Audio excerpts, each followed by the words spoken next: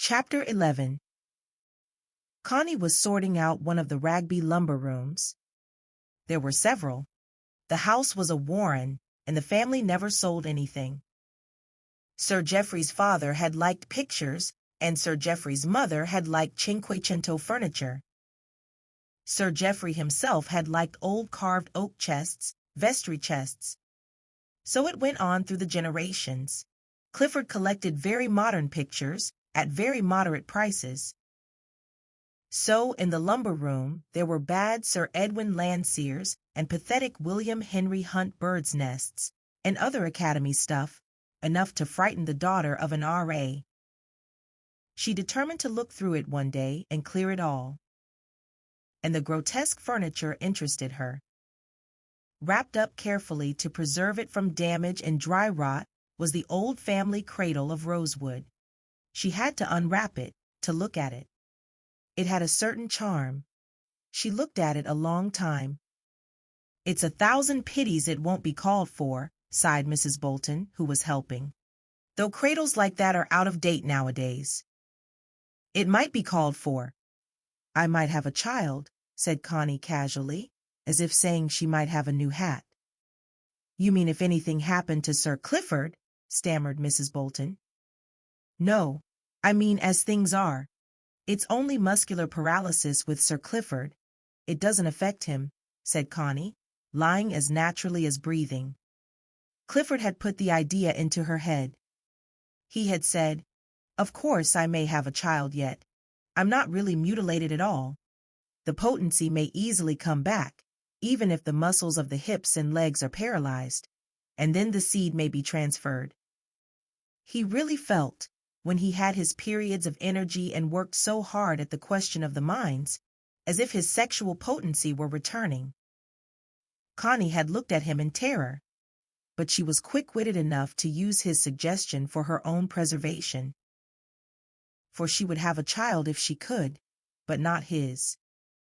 Mrs. Bolton was for a moment breathless, flabbergasted. Then she didn't believe it.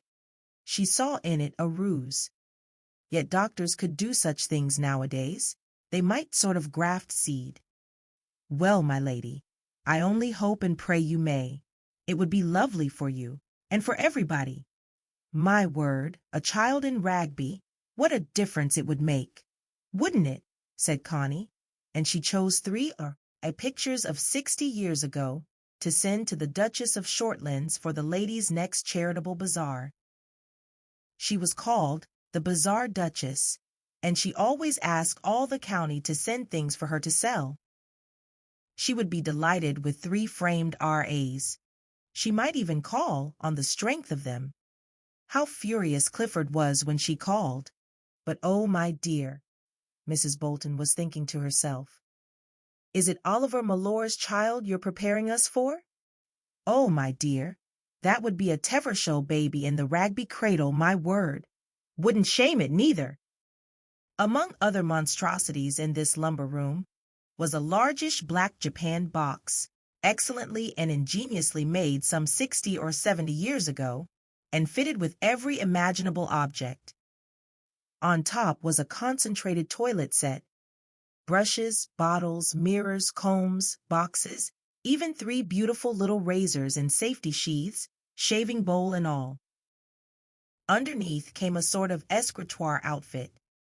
Blotters, pens, ink bottles, paper, envelopes, memorandum books, and then a perfect sewing outfit with 3 different sized scissors, thimbles, needles, silks and cottons, darning egg, all of the very best quality and perfectly finished.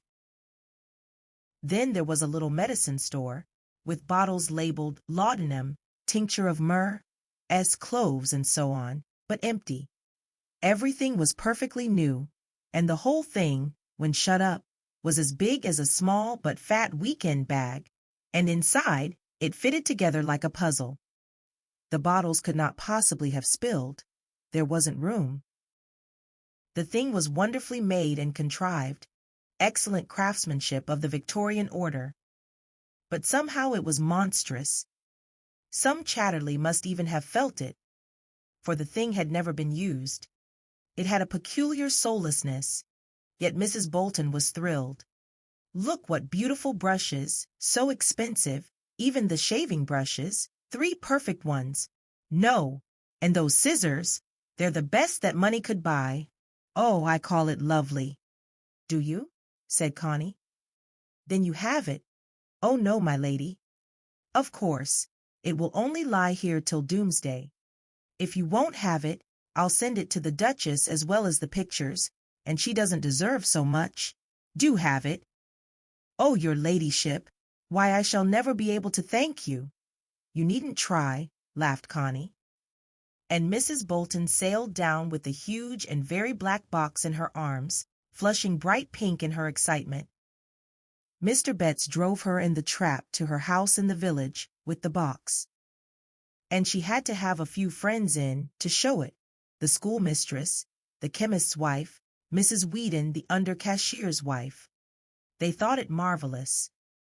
And then started the whisper of Lady Chatterley's child.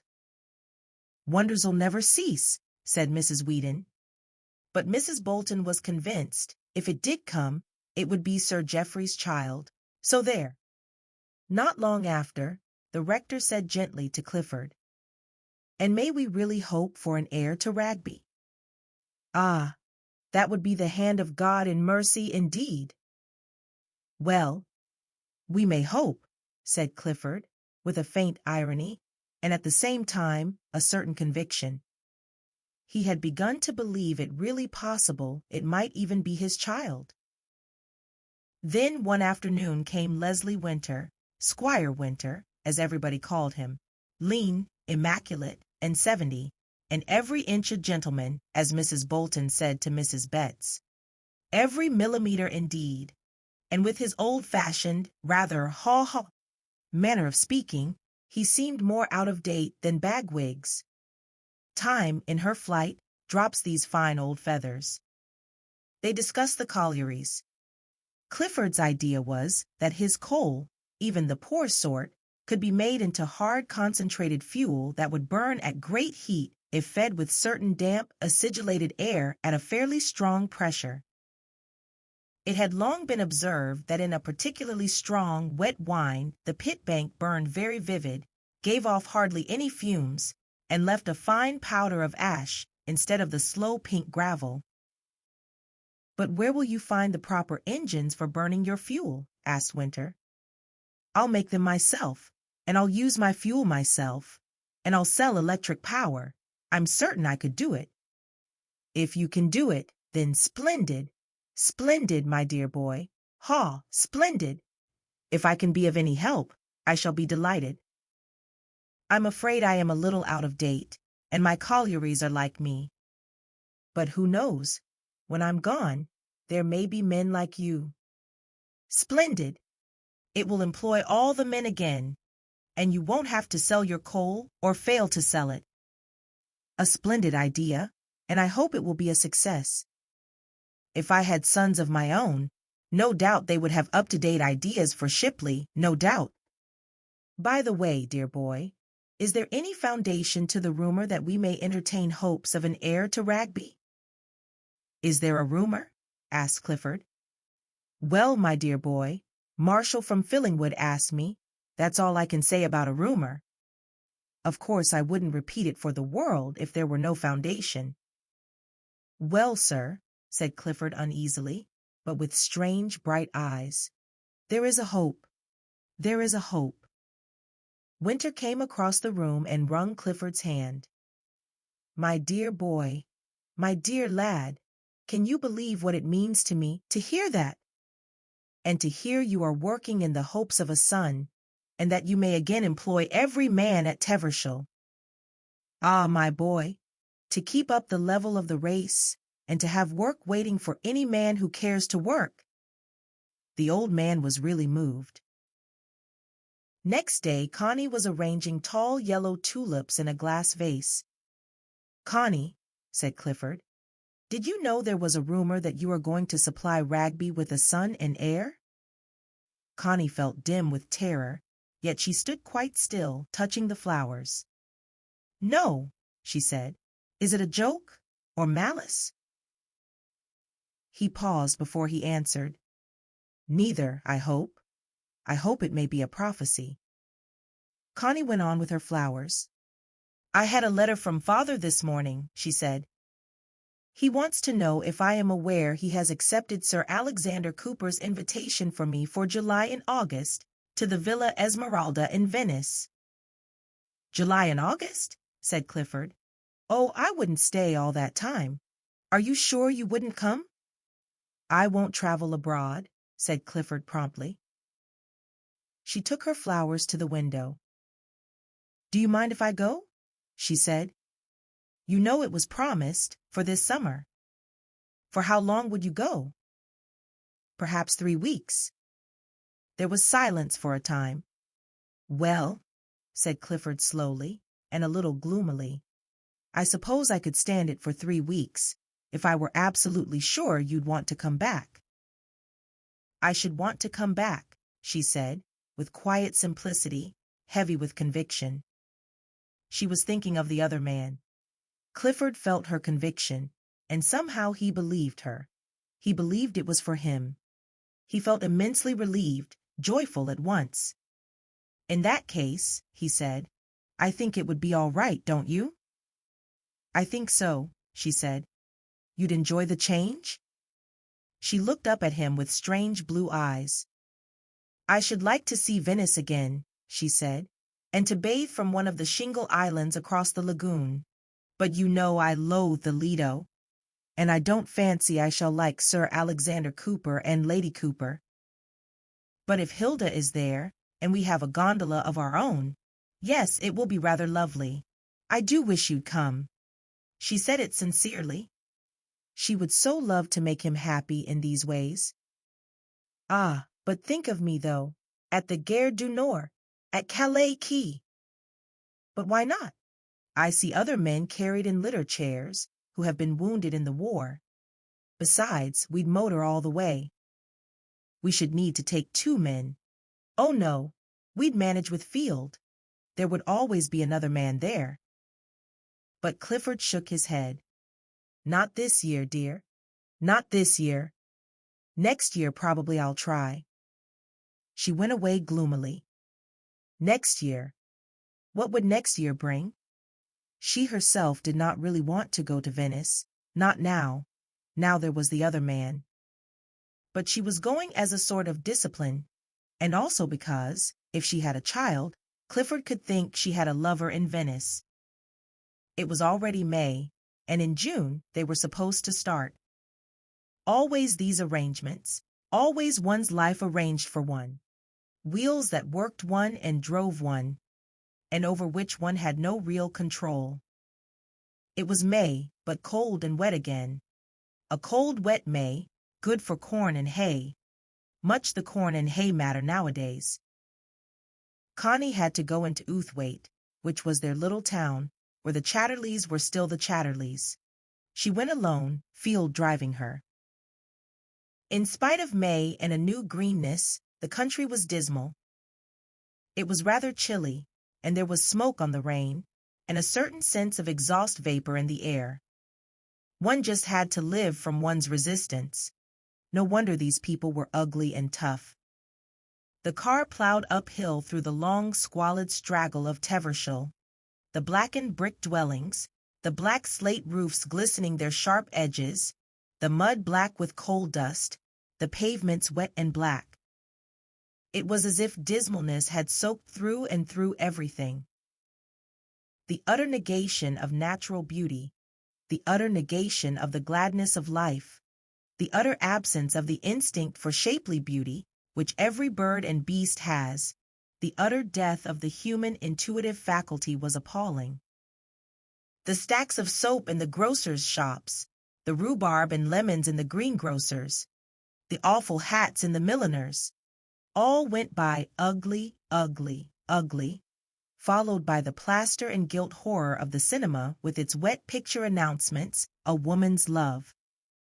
And the new big primitive chapel, primitive enough in its stark brick and big panes of greenish and raspberry glass in the windows. The Wesleyan chapel, higher up, was of blackened brick and stood behind iron railings and blackened shrubs. The Congregational Chapel, which thought itself superior, was built of rusticated sandstone and had a steeple, but not a very high one. Just beyond were the new school buildings, expensive pink brick and graveled playground inside iron railings, all very imposing, and mixing the suggestion of a chapel and a prison. Standard 5 girls were having a singing lesson, just finishing the Lami Dula exercises and beginning a sweet children's song. Anything more unlike song, spontaneous song, would be impossible to imagine. A strange bawling yell that followed the outlines of a tune. It was not like savages. Savages have subtle rhythms. It was not like animals. Animals mean something when they yell. It was like nothing on earth, and it was called singing. Connie sat and listened with her heart in her boots, as Field was filling petrol. What could possibly become of such a people in whom the living intuitive faculty was dead as nails, and only queer mechanical yells and uncanny willpower remained?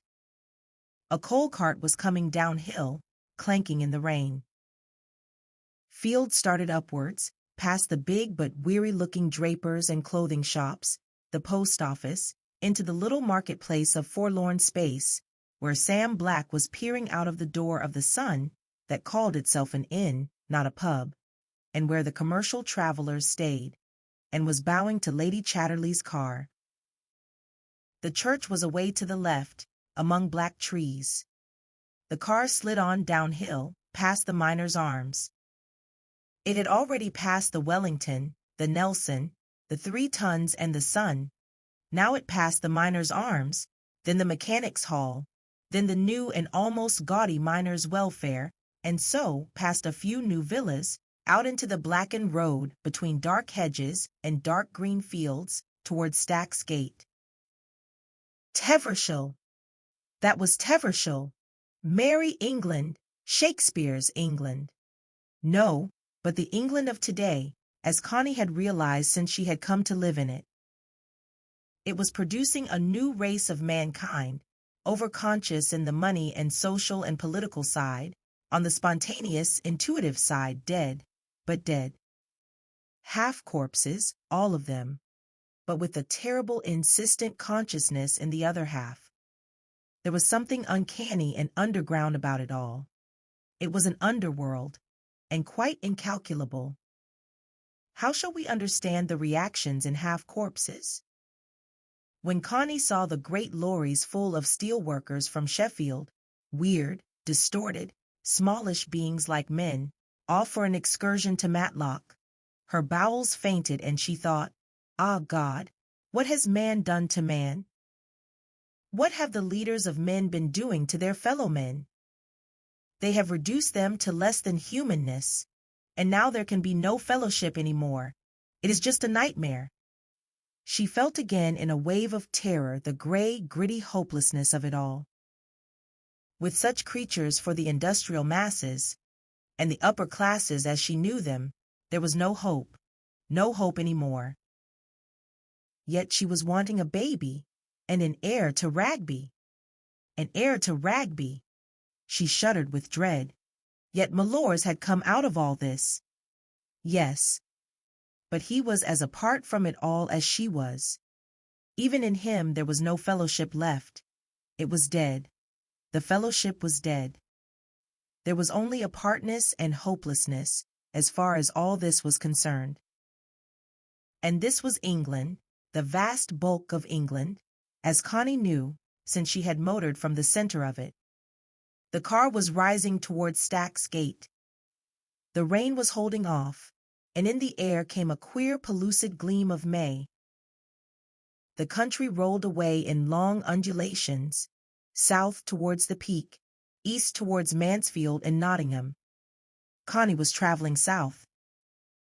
As she rose onto the high country, she could see on her left, on a height above the rolling land, the shadowy, powerful bulk of Warsop Castle, dark gray, with below it the reddish plastering of miners' dwellings, newish, and below those the plumes of dark smoke and white steam from the great colliery which put so many £1,000 per annum into the pockets of the Duke and the other shareholders.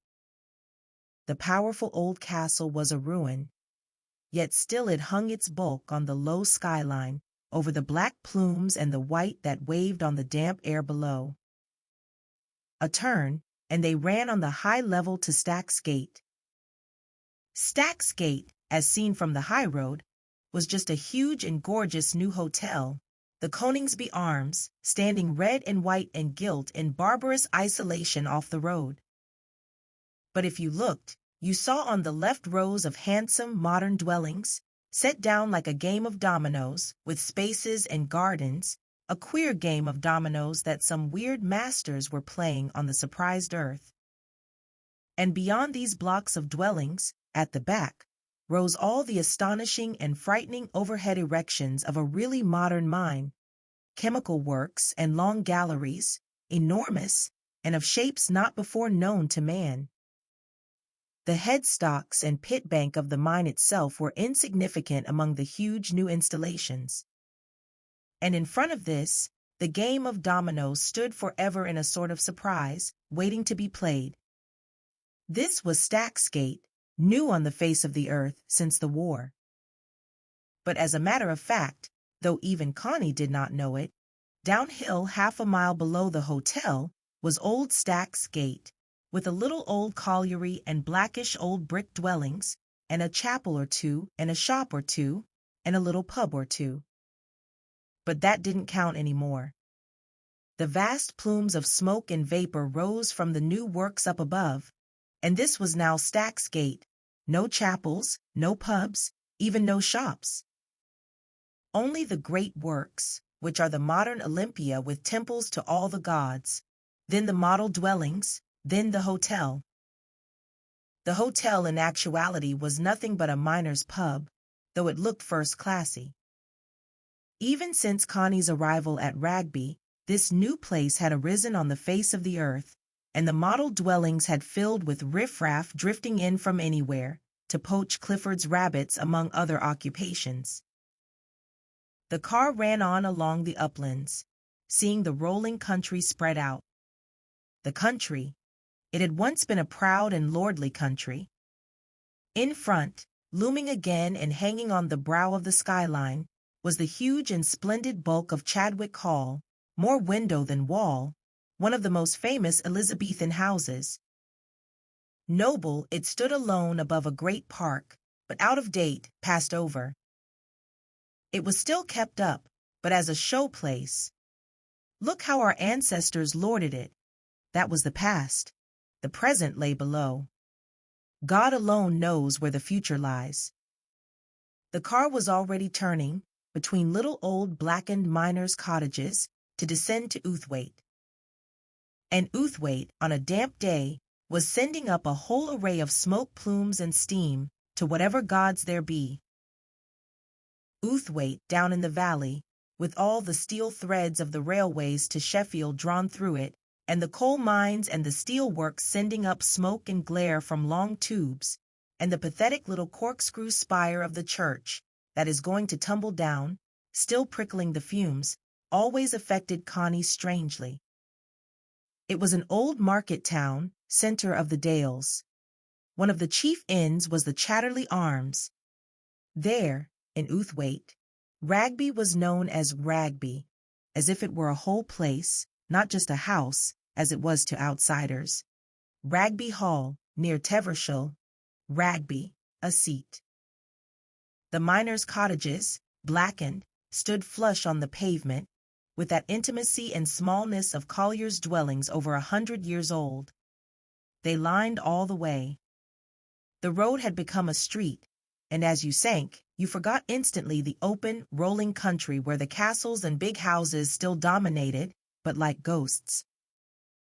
Now you were just above the tangle of naked railway lines, and foundries and other works rose about you, so big you were only aware of walls. And iron clanked with a huge reverberating clank, and huge lorries shook the earth, and whistles screamed. Yet again, once you had got right down and into the twisted and crooked heart of the town, behind the church, You were in the world of 2 centuries ago, in the crooked streets where the Chatterley Arms stood, and the old pharmacy, streets which used to lead out to the wild open world of the castles and stately couchant houses. But at the corner a policeman held up his hand as 3 lorries loaded with iron rolled past, shaking the poor old church. And not till the lorries were past could he salute her ladyship. So it was. Upon the old crooked Burgess streets, hordes of oldish, blackened miners' dwellings crowded, lining the roads out. And immediately after these came the newer, pinker rows of rather larger houses, plastering the valley, the homes of more modern workmen.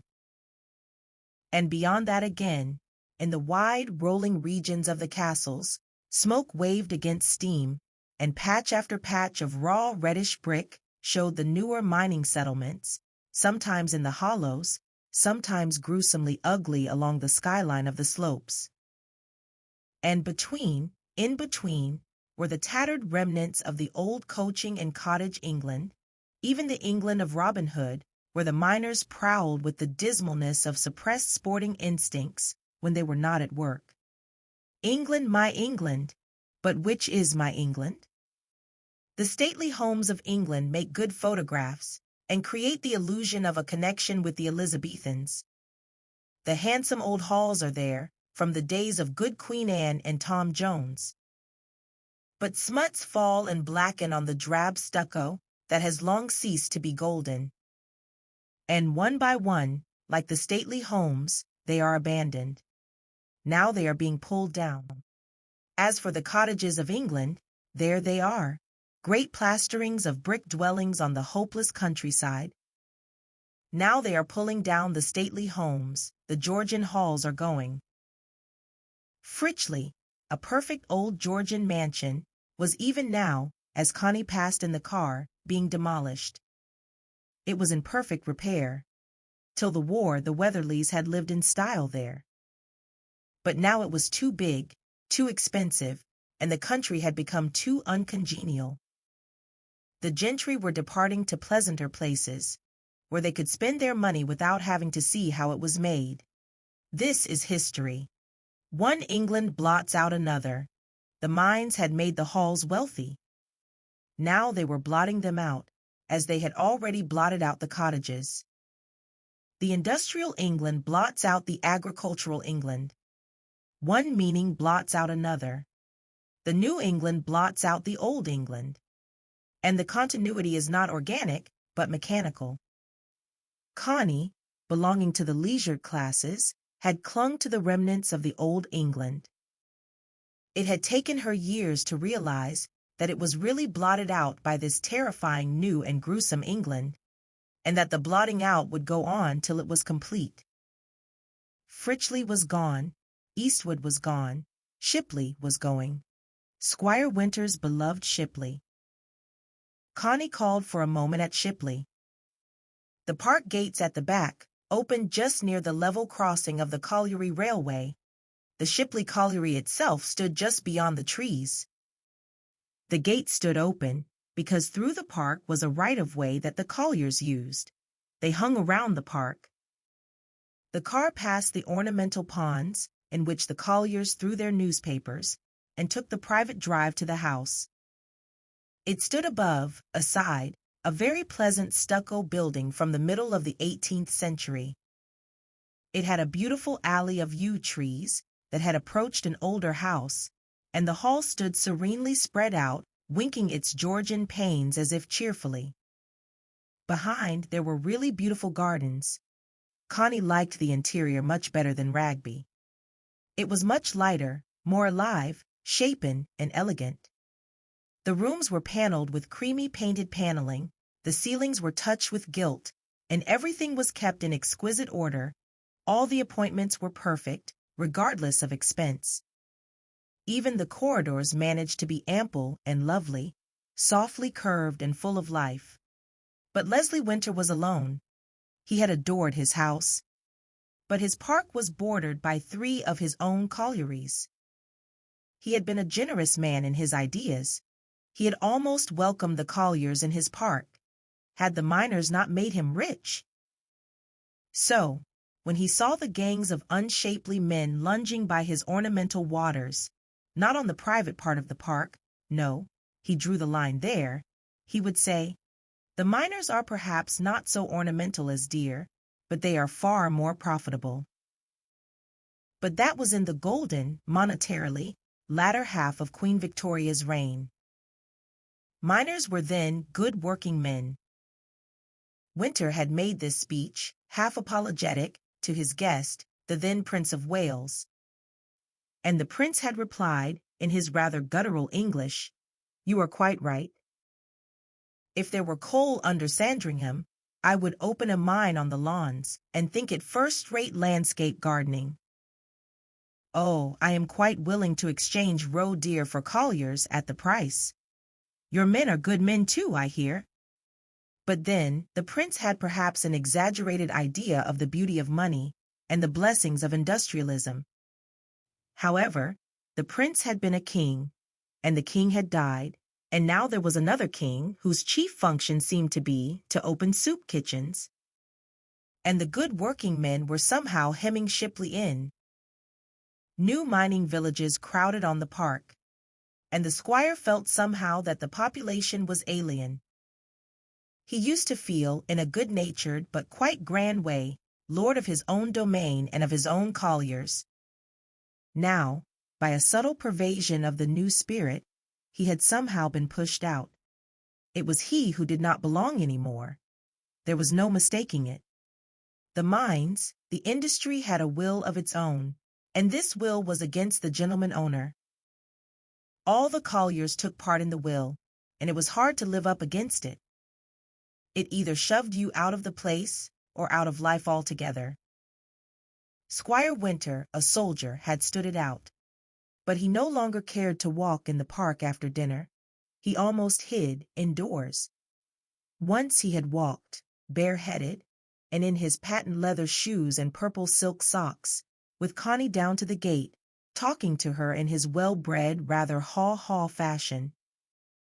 But when it came to passing the little gangs of colliers who stood and stared without either salute or anything else, Connie felt how the lean, well-bred old man winced as an elegant antelope stag in a cage winces from the vulgar stare.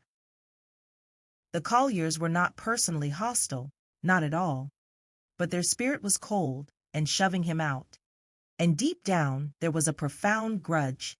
They worked for him, and in their ugliness they resented his elegant, well-groomed, well-bred existence. Who's he? It was the difference they resented, and somewhere in his secret English heart, being a good deal of a soldier, he believed they were right to resent the difference. He felt himself a little in the wrong for having all the advantages. Nevertheless, he represented a system, and he would not be shoved out, except by death, which came on him soon after Connie's call, suddenly, and he remembered Clifford handsomely in his will. The heirs at once gave out the order for the demolishing of Shipley. It cost too much to keep up. No one would live there, so it was broken up. The avenue of yews was cut down. The park was denuded of its timber and divided into lots. It was near enough to Outhwaite. In the strange, bald desert of this still one more no-man's land, new little streets of semi-detacheds were run up, very desirable. The Shipley Hall estate. Within a year of Connie's last call, it had happened. There stood Shipley Hall estate, an array of red-brick semi-detached villas in new streets. No one would have dreamed that the stucco hall had stood there 12 months before. But this is a later stage of King Edward's landscape gardening, the sort that has an ornamental coal mine on the lawn. One England blots out another. The England of the Squire Winters and the Ragby Halls was gone, dead. The blotting out was only not yet complete. What would come after? Connie could not imagine. She could only see the new brick streets spreading into the fields, the new erections rising at the collieries, the new girls in their silk stockings, the new collier lads lounging into the Pally or the Welfare. The younger generation were utterly unconscious of the old England. There was a gap in the continuity of consciousness, almost American, but industrial really. What next? Connie always felt there was no next. She wanted to hide her head in the sand, or at least, in the bosom of a living man. The world was so complicated and weird and gruesome. The common people were so many, and really so terrible. So she thought as she was going home, and saw the colliers trailing from the pits, gray-black, distorted, one shoulder higher than the other, slurring their heavy iron-shod boots. Underground gray faces, whites of eyes rolling, necks cringing from the pit roof, shoulders out of shape. Men, men, alas, in some ways patient and good men, in other ways non-existent. Something that men should have was bred and killed out of them. Yet they were men. They begot children. One might bear a child to them. Terrible, terrible thought. They were good and kindly. But they were only the gray half of a human being. As yet, they were good. But even that was the goodness of their halfness. Supposing the dead in them ever rose up. But no, it was too terrible to think of. Connie was absolutely afraid of the industrial masses. They seemed so weird to her. A life with utterly no beauty in it, no intuition, always in the pit. Children from such men, oh God, oh God! Yet Malores had come from such a father. Not quite. 40 years had made a difference, an appalling difference in manhood. The iron and the coal had eaten deep into the bodies and souls of the men. Incarnate ugliness, and yet alive. What would become of them all?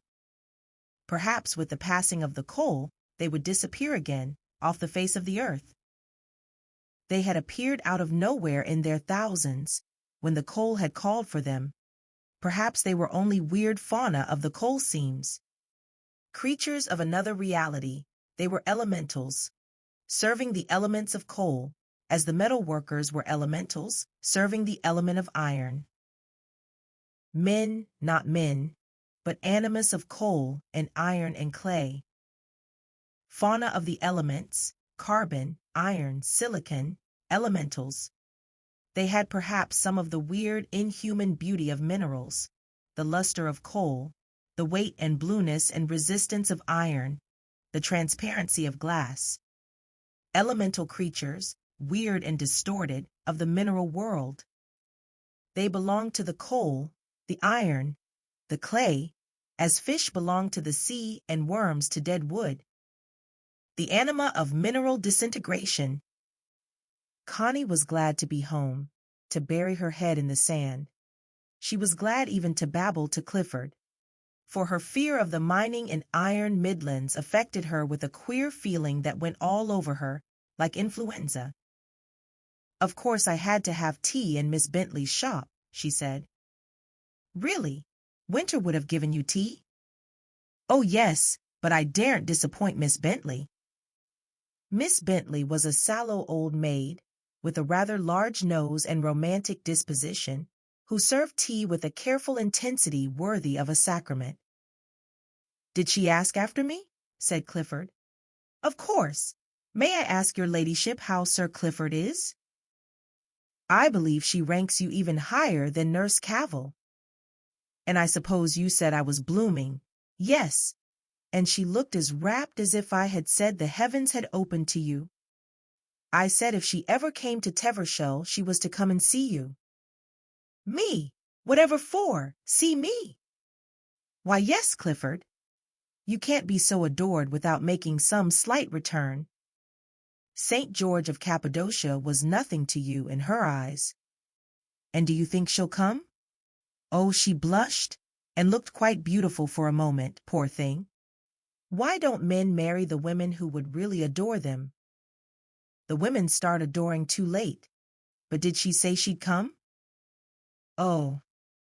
Connie imitated the breathless Miss Bentley. Your ladyship, if ever I should dare to presume. Dare to presume! How absurd! But I hope to God she won't turn up. And how was her tea? Oh, Lipton's, and very strong. But Clifford, do you realize you are the Roman de la Rose of Miss Bentley and lots like her? I'm not flattered, even then. They treasure up every one of your pictures in the illustrated papers, and probably pray for you every night. It's rather wonderful. She went upstairs to change. That evening he said to her, "You do think, don't you, that there is something eternal in marriage?" She looked at him. "But Clifford, you make eternity sound like a lid or a long, long chain that trailed after one, no matter how far one went." He looked at her, annoyed. "What I mean," he said, "is that if you go to Venice, you won't go in the hopes of some love affair that you can take au grand sérieux, will you?" "A love affair in Venice au grand sérieux? No, I assure you. No, I'd never take a love affair in Venice more than au très petit sérieux." She spoke with a queer kind of contempt. He knitted his brows, looking at her. Coming downstairs in the morning, she found the keeper's dog Flossie sitting in the corridor outside Clifford's room and whimpering very faintly. "Why, Flossie," she said softly, "what are you doing here?" And she quietly opened Clifford's door. Clifford was sitting up in bed, with the bed table and typewriter pushed aside, and the keeper was standing attention at the foot of the bed. Flossie ran in. With a faint gesture of head and eyes, Melores ordered her to the door again, and she slunk out. "Oh, good morning, Clifford," Connie said. "I didn't know you were busy." Then she looked at the keeper, saying good morning to him. He murmured his reply, looking at her as if vaguely. But she felt a whiff of passion touch her from his mere presence. "Did I interrupt you, Clifford? I'm sorry." "No, it's nothing of any importance." She slipped out of the room again, and up to the blue boudoir on the first floor. She sat in the window and saw him go down the drive with his curious, silent motion effaced. He had a natural sort of quiet distinction, an aloof pride, and also a certain look of frailty. A hireling! One of Clifford's hirelings. The fault, dear Brutus, is not in our stars, but in ourselves, that we are underlings. Was he an underling? Was he? What did he think of her? It was a sunny day, and Connie was working in the garden, and Mrs. Bolton was helping her. For some reason, the two women had drawn together in one of the unaccountable flows and ebbs of sympathy that exist between people. They were pegging down carnations and putting in small plants for the summer. It was work they both liked. Connie especially felt a delight in putting the soft roots of young plants into a soft black puddle and cradling them down. On this spring morning she felt a quiver in her womb too, as if the sunshine had touched it and made it happy. "It is many years since you lost your husband," she said to Mrs. Bolton, as she took up another little plant and laid it in its hole. 23, said Mrs. Bolton, as she carefully separated the young columbines into single plants. 23 years since they brought him home. Connie's heart gave a lurch at the terrible finality of it. Brought him home? Why did he get killed, do you think? She asked. He was happy with you? It was a woman's question to a woman. Mrs. Bolton put aside a strand of hair from her face with the back of her hand. I don't know, my lady. He sort of wouldn't give in to things. He wouldn't really go with the rest. And then he hated ducking his head for anything on earth. A sort of obstinacy that gets itself killed. You see, he didn't really care. I lay it down to the pit. He ought never to have been down pit. But his dad made him go down, as a lad, and then, when you're over 20, it's not very easy to come out. Did he say he hated it?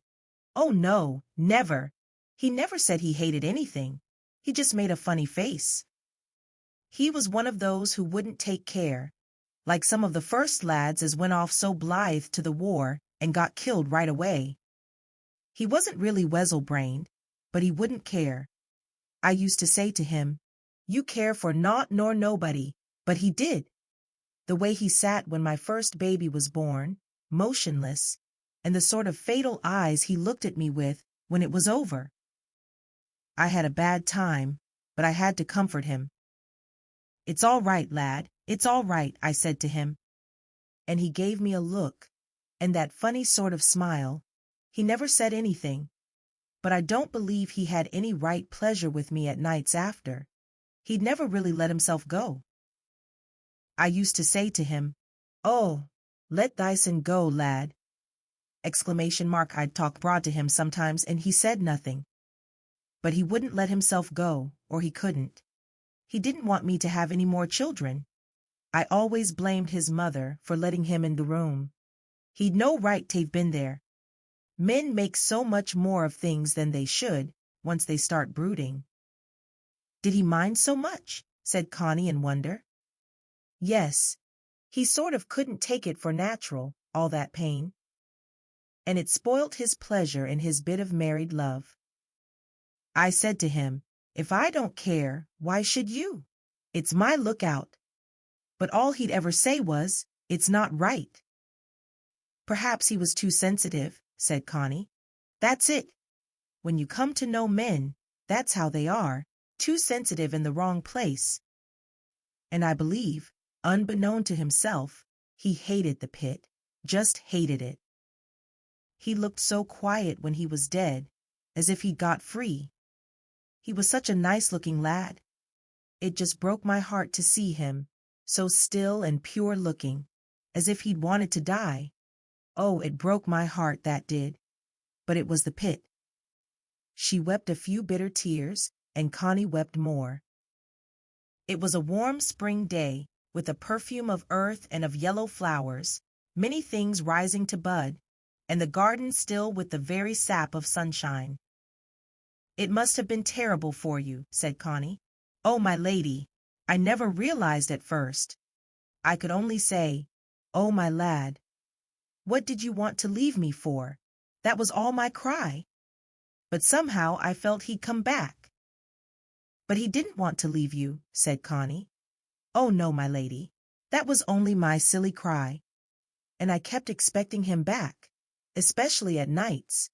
I kept waking up thinking, why he's not in bed with me. It was as if my feelings wouldn't believe he'd gone. I just felt he'd have to come back and lie against me so I could feel him with me. That was all I wanted, to feel him there with me, warm. And it took me 1,000 shocks before I knew he wouldn't come back. It took me years." "The touch of him," said Connie. "That's it, my lady, the touch of him. I've never got over it to this day, and never shall. And if there's a heaven above, he'll be there, and will lie up against me so I can sleep." Connie glanced at the handsome, brooding face in fear. Another passionate one out of Tevershall. The touch of him, for the bonds of love are ill to loose. "It's terrible once you've got a man into your blood," she said. "Oh, my lady, and that's what makes you feel so bitter. You feel folks wanted him killed. You feel the pit fair wanted to kill him. Oh, I felt, if it hadn't been for the pit, and them as runs the pit, there'd have been no leaving me. But they all want to separate a woman and a man, if they're together." "If they're physically together," said Connie. "That's right, my lady. There's a lot of hard-hearted folks in the world. And every morning when he got up and went to the pit, I felt it was wrong, wrong. But what else could he do? What can a man do?" A queer hate flared in the woman. "But can a touch last so long?" Connie asked suddenly. "That you could feel him so long?"